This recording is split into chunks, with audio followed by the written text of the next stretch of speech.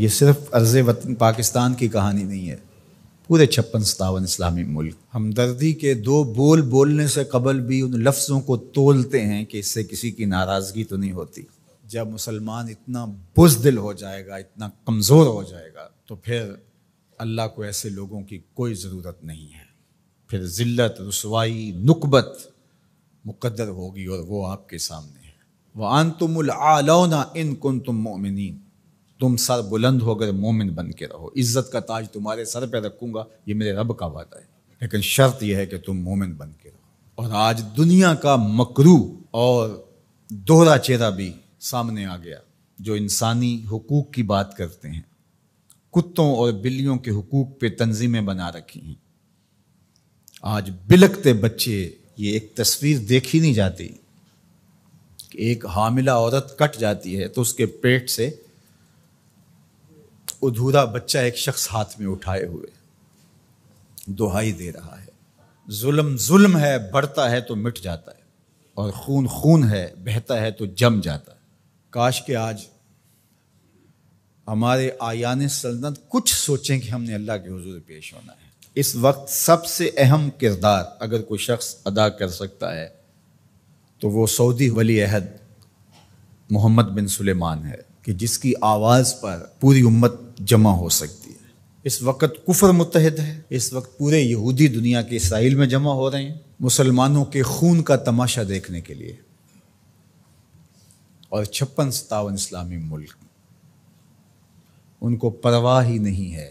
اس وقت کیا کیفیت ہوتی ہے جب ان کے بچے آواز دیتے ہیں، این انتم یا جنود المسلمین، اے مسلمانوں کے لشکروں کہاں ہو تم؟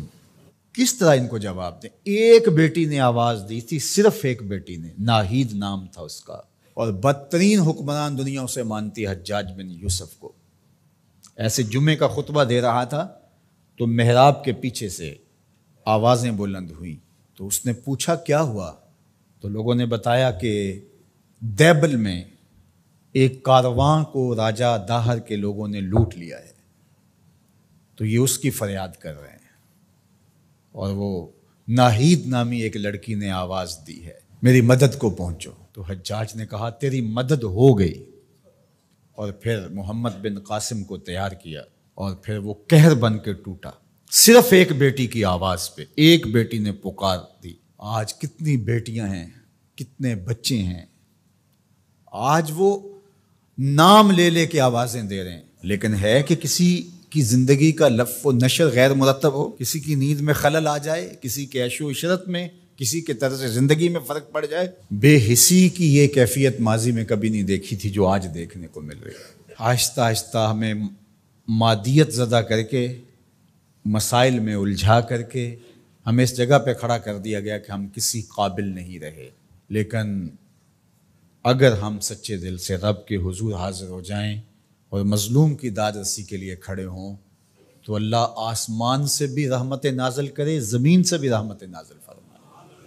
اللہ آسانیاں کرے اور فلسطینیوں کو کامل فتح یاب فرمائے، اور اللہ اس امت کو کھویا ہوا وقار دے، اور 56 اسلامی ممالک کو غیرت مند حکمران عطا فرمائے، اور اپنی خاص کرم نوازیاں اللہ میرے وطن اور تمام بلاد اسلامیہ کے شامل حال فرمائے۔